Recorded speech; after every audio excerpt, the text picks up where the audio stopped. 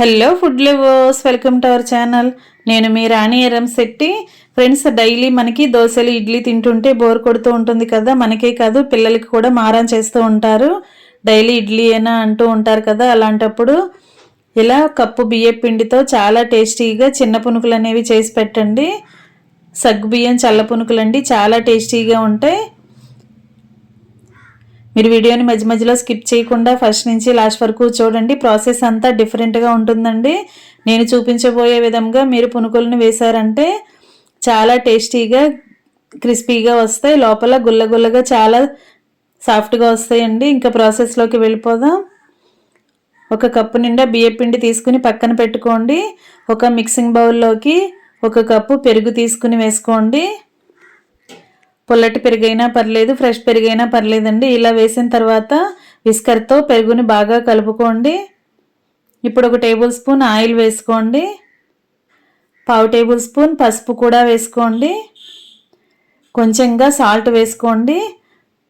తర్వాత పసుపు వేసుకున్న తర్వాత ఒక టేబుల్ స్పూన్ జీలకర్ర కూడా వేసుకోండి. ఇప్పుడు మనం వేసిన ఇంగ్రీడియంట్స్ అన్నీ పెరుగులో కలిసే వరకు బాగా కలుపుకోండి. విస్కర్తో కానీ గరిటెతో కానీ బాగా కలుపుకోండి. ఒక కప్పు వాటర్ని స్టవ్ మీద పెట్టుకుని బాగా కాగించుకోండి. ఇలా వేడివేడి నీళ్ళను వేసుకున్నట్లయితే పునుకులు చాలా టేస్టీగా వస్తాయండి. ఇప్పుడు శుభ్రంగా కడిగి పెట్టుకున్న సగ్గు బియ్యంని ఒక అరకప్పు వేసుకోండి.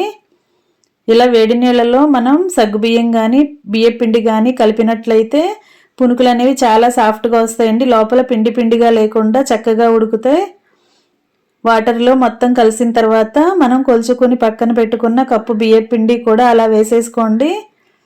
ఒకేసారి ఎక్కువగా వాటర్ పోయకుండా అవసరానికి తగ్గట్టుగా పోసుకోండి.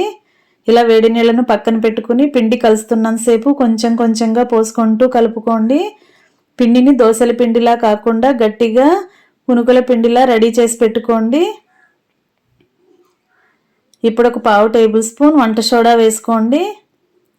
పిండి మరీ గట్టిగా ఉన్నట్లయితే కొంచెంగా వాటర్ పోసుకొని కలిపి పెట్టుకోండి. ఒక 10 నిమిషాలు నానబెట్టుకుని పక్కన పెట్టుకున్నట్లయితే పిండి అనేది నానిన తర్వాత కొంచెం జారుగా వస్తుందండి. అందుకే ఒకేసారి ఎక్కువగా వాటర్ పోయకుండా పిండిని కొంచెం గట్టిగానే కలుపుకోండి. నానిన తర్వాత చూద్దాం. వంట సోడా మొత్తం కూడా పిండిలో కలిసే వరకు బాగా కలుపుకొని 10 నిమిషాలు మూత పెట్టుకుని పక్కన పెట్టుకోండి. 10 నిమిషాలు పావుగంట తర్వాత చూసినట్లయితే బియ్యం పిండి చక్కగా నానింది. ఇప్పుడు ఒక కప్పు ఆనియన్స్ చిన్న చిన్న ముక్కలుగా కట్ చేసి పెట్టుకున్న ఆనియన్స్ వేసుకోండి. సన్న ముక్కలుగా కట్ చేసి పెట్టుకున్న పచ్చిమిర్చి 2-3 టేబుల్ స్పూన్లు వేసుకోండి. కడిగి పెట్టుకున్న కరివేపాకు, కడిగి కట్ చేసి పెట్టుకున్న కొత్తిమీర వేసుకోండి. సన్నగా కట్ చేసి పెట్టుకున్న అల్లం ముక్కలు కూడా వేసుకోండి. ఇవన్నీ పిండిలో కలిసే వరకు బాగా కలుపుకోండి. పిండిని ఒకసారి టేస్ట్ చూసి సాల్ట్ కానీ చాలకపోతే మీ టేస్ట్కి తగ్గట్టుగా యాడ్ చేసుకోండి. పిండి నానిన తర్వాత చూసినట్లయితే కొంచెం జారుగా అయిందండి. ఇలా జారుగా ఉన్న పిండితో పునుగులు అనేవి వేస్తే ఆయిల్ ఎక్కువగా పీల్చేసుకుంటాయి. ఆయిల్ ఫుడ్ ఎక్కువగా తినలేం కదా. అందుకే మనం పిండి కొంచెం గట్టిపడటానికి 3 టేబుల్ స్పూన్లు మైదా వేసానండి. మీరు పిండి బ్యాటర్ని బట్టి ఎంత మైదా వేయాలో వేసుకోండి. ఇప్పుడు బాగా కలిసిన తర్వాత స్టవ్ ఆన్ చేసుకుని కళాయి పెట్టుకుని డీప్ ఫ్రైకి సరిపడా ఆయిల్ పోసుకోండి. ఆయిల్ కాగుతున్నప్పుడు పిండి గరిటె పక్కన పెట్టేసి పిండిని ఒకసారి చేత్తో మొత్తం కలుపుకున్నట్లయితే మనం వేసిన ఇంగ్రీడియంట్స్ అన్నీ కరెక్ట్గా కలుస్తాయి. ఇప్పుడు ఒక కప్పు నిండా వాటర్ పక్కన పెట్టుకుని చేతిని ఎప్పటికప్పుడు తడుపుకుంటూ పునుకుల పిండిని తీసుకుని ఆయిల్లో వేసుకోండి. ఆయిల్ బాగా కాగిన తర్వాత కొంచెం కొంచెంగా పిండిని తీసుకుంటూ చిన్న చిన్న పునుగులుగా వేసుకోండి. ఫ్రెండ్స్, ఇలా నేను చూపించబోయే ప్రాసెస్తో మీరు చల్ల పునుకులు వేశారంటే టేస్ట్ చాలా బాగుంటుందండి. ఇలా కొంచెం కొంచెంగా పిండిని తీసుకుంటూ ఆయిల్లో వేసుకుని డీప్ ఫ్రై చేసుకోండి. ఆయిల్కి పట్టినన్ని మాత్రమే వేసుకోండి. ఎక్కువగా వేసామంటే కరెక్ట్గా ఫ్రై అవ్వవు. ఇలా కలర్ అంతా కూడా చేంజ్ అయ్యి లోపల క్రిస్పీగా వచ్చిన తర్వాత ఆయిల్ నుండి తీసేసుకోండి. అలాగే మరలా కప్పు వాటర్లో కూడా చేతిని తడుపుకుంటూ పిండిని కొంచెం కొంచెంగా తీసుకుంటూ మరలా ఆయిల్లో చిన్న పునుకులను వేసుకోండి. ఇలా మనం రెడీ చేసి పెట్టుకున్న పిండి అంతా కూడా పునుకులుగా వేసుకుని డీప్ ఫ్రై చేసుకుని ప్లేట్లో వేసి పెట్టుకోండి.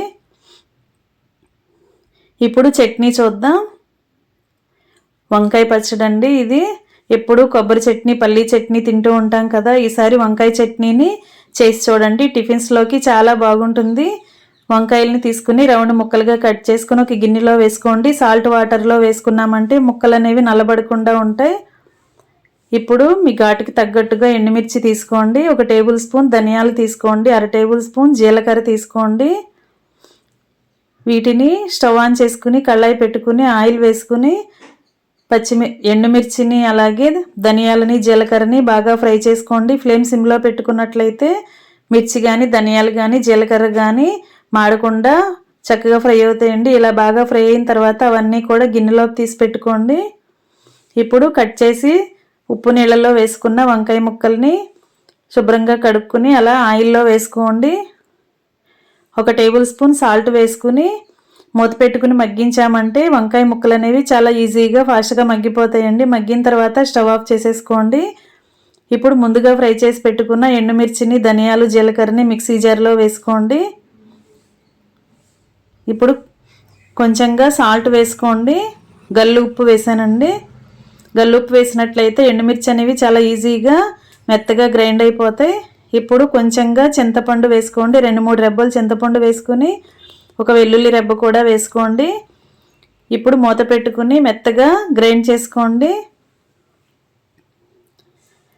వాటర్ అనేవి ముందుగా పోయకుండా ఎండుమిర్చిని మాత్రమే గ్రైండ్ చేసుకోండి. నలిగిన తర్వాత కొంచెం కొంచెంగా వాటర్ పోసుకుంటూ మెత్తగా గ్రైండ్ చేసుకోండి. ఇప్పుడు వంకాయ ముక్కల్ని కూడా మిక్సీ జార్లో వేసుకుని గ్రైండ్ చేసుకోండి. ఇలా గ్రైండ్ అయిన తర్వాత ఆనియన్స్ కొన్ని ముక్కలు వేసుకోండి. ఒకసారి చట్నీని టేస్ట్ చూసుకుని సాల్ట్ చాలకపోతే యాడ్ చేసుకోండి. ఆనియన్స్ వేసిన తర్వాత ఎక్కువగా గ్రైండ్ అవ్వాల్సిన పని లేదండి. బరకగా గ్రైండ్ అయితే సరిపోతుంది. మనం చట్నీ తింటున్నప్పుడు ఉల్లిపాయ ముక్కలు అనేవి అక్కడక్కడ తగులుతూ ఉండాలి. పంటికి తగులుతూ ఉంటే టేస్ట్ చాలా బాగుంటుంది. ఇలా గ్రైండ్ అయింది కదా, దీనిని ఒక బౌల్లోకి తీసి పెట్టుకుందాం. ఇప్పుడు చట్నీకి పోపు వేసుకుందాం. ఒక గిన్నెలో ఆయిల్ వేసుకోండి. ఇప్పుడు ఆవాలు జీలకర్ర వేసుకోండి. పోపు దినుసులు కూడా వేసుకోండి మీకు నచ్చితే. ఇప్పుడు కరివేపాకు వేసుకోండి. ఇవి మొత్తం బాగా ఫ్రై అయిన తర్వాత తీసుకుని చట్నీలో వేసేసుకోండి. ఇంకా చట్నీ రెడీ అయిపోయిందండి.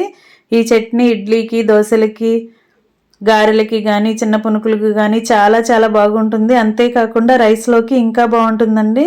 ఖచ్చితంగా ఈ చట్నీని కూడా మీరు ట్రై చేసి చూడండి. ఇంకా చల్ల పునుకులు చట్నీ 2 కూడా రెడీ అయిపోయాయి కదా. ఇంకా సర్వింగ్ ప్లేట్లోకి తీసుకుని ఫ్యామిలీకి సర్వ్ చేసుకోవటమే. చాలా టేస్టీగా ఉండే బ్రేక్ఫాస్ట్ రెడీ అయిపోయింది. మీ అందరూ కూడా ఖచ్చితంగా ట్రై చేయండి. నేను చూపించిన ప్రాసెస్తో చేసినట్లయితే 2 కూడా చాలా బాగుంటాయండి. వీడియో నచ్చితే లైక్ చేయండి. మీ ఫ్రెండ్స్కి ఫ్యామిలీ మెంబర్స్కి రెసిపీ షేర్ చేయండి. నా ఛానల్ని ఫస్ట్ టైం వాచ్ చేసిన వారు సబ్స్క్రైబ్ చేసుకోండి. పక్కనే ఉన్న బెల్ బటన్ని కూడా క్లిక్ చేయండి. నేను పెట్టబోయే రెసిపీస్ చూడండి. Thanks for watching. నేను మీ రాణి ఎరంశెట్టి.